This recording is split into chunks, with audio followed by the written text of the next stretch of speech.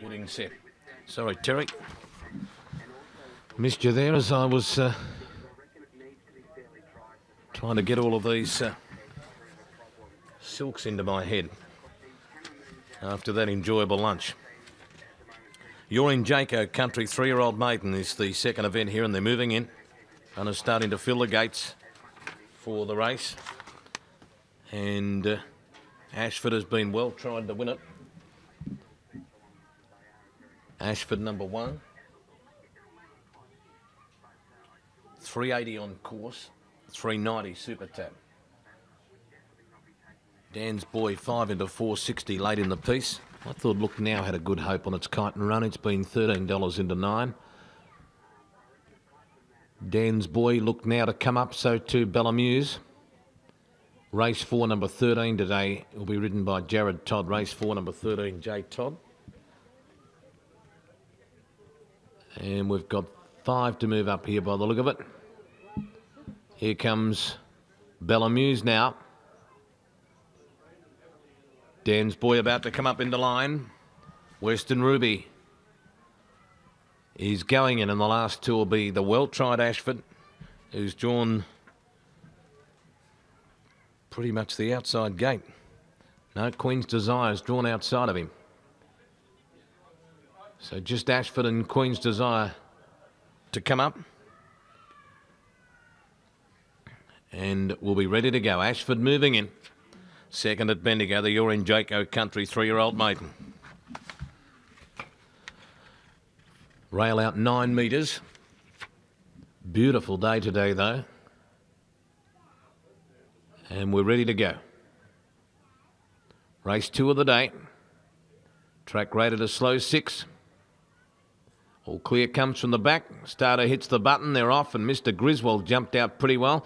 So did Shelbyville, and Look Now in the cerise colours with the gold cappers right there. Then Highly Explosive settling behind the speed, and Queen's Desire and Ashford coming across from their wide gates.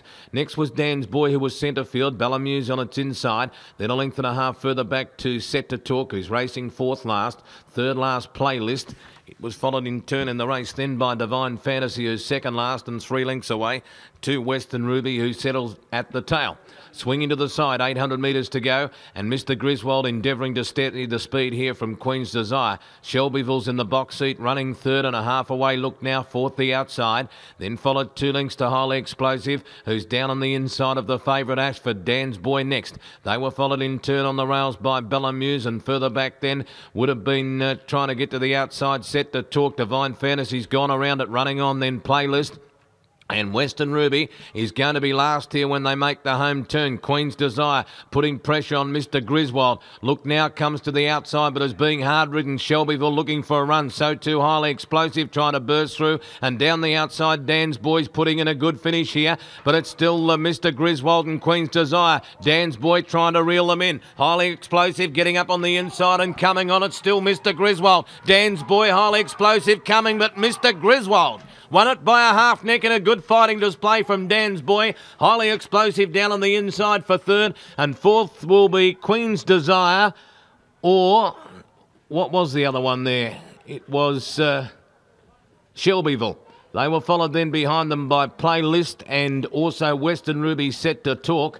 They're followed further back to Bellamuse and Look Now. And behind it in the race was Ashford, who never came into it.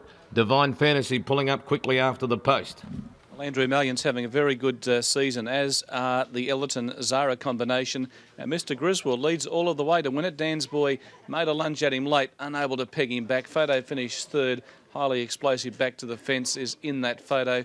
Ashford goes to the Too Hard band basket for all time. He got into a beautiful spot. Glenn Boss just gave him a lovely ride, got him into a position, but you could tell coming to the bend, he wasn't travelling very well, and he was immediately under pressure. And Mr. Griswold, 8.30 and 2.30 from Dan's Boy, and Highly Explosive back to the fence. The other horse, Queen's Desire, much improved run today, stays on to finish back in 4th position. And number 8, Shelbyville, just got balked. You would have seen the head on here. Look for Shelbyville in the... where is it now? The blue, there it is, 3 from the fence behind the 2 in front. Just looking for a run. Has to balk off heels at one stage, and that just costed a little bit of momentum. It's run under the circumstances when it just checks off there. As you can see, the horse in front of it drifted out, just costed a little bit of ground, and it lost all momentum before getting to the far left-hand side of screen. 6-2-3 confirmed. Totes are about to go up after the running of race number 2 on the card. As I mentioned, Glenn Boss got the favourite into a lovely position. He might have over-raced just a little bit in the blinkers, but boy, he was very weak today, Ashford. He's got the ability, but he can throw the towel in pretty quickly, and I thought he did that today on straightening up. He didn't give much of a yelp at all. He was struggling just a little bit coming around the home corner. Mr. Griswold goes home to win it. He's by Good Journey. Andrew Mallion, every time I go to the races and he's riding at the program, he seems to be able to boot home a winner, and he's done that again today. He was fast out. Barriers always very, very vital when the rail is out, a big distance of 9 metres at any track, regardless of whether they're a big track or a small track. And Mr. Griswold was able to handle that assignment very, very well. He's about to make his way back to scale. Time roughly 125.4. 125.4 for the running of this second race on the card. A lot of people in the ownership of this horse. Anyone want to step forward? Anyone in the ownership of... Yep. Okay, what's your name? Justin. Doctor. Justin, well done, mate. Thank you very much. Tell us the story about this horse. We bought him as a weanling out of a paddock in Avoca, and yeah, we've had him since then. He's taken a long time to come around, and we've just been patient with him, but yeah, he's starting to show what he's made of. You took him to the big stable at Flemington. You didn't mess around. No, we tried another horse down with Matty, and we had a little bit of luck with him and Simon. So yeah, we sent this one down to him, and yeah, he's done a really good job with him. Okay, a little cheapy, was he? Yeah, we paid 30 grand for him out of the paddock. So yeah, but yeah, he's come along really well. Okay, nothing like being a winner, is there? Nothing at all.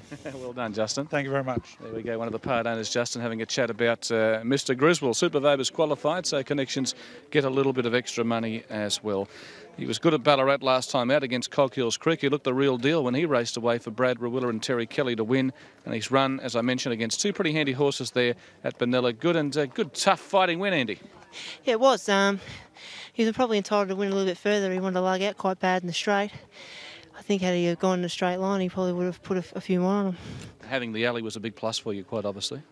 Yeah, it was, and he sort of jumped well and put himself there without me having to do anything, and relaxed nicely. He's a little bit toey going to the barriers, but relaxed nicely in the run, and he's an improving type. He'll make a nice horse down the track. Yeah, just looking at him, he's obviously going to get over a bit of ground, and his ability to race on speed and settle is a big plus. Absolutely, I think he'll make a lot better horse next time in. Okay, how many winners have you had for the season, Andrew? You seem to be riding winners left, right and centre. I think that's 44, I think. Sort of love to get to 50 before the season's end. That's a bit of a goal. Okay, I think you're a chance. Thank you very much. Okay, Cheers. good on you. Andrew Mallion, who's been riding in great form, the winning rider in race number 2.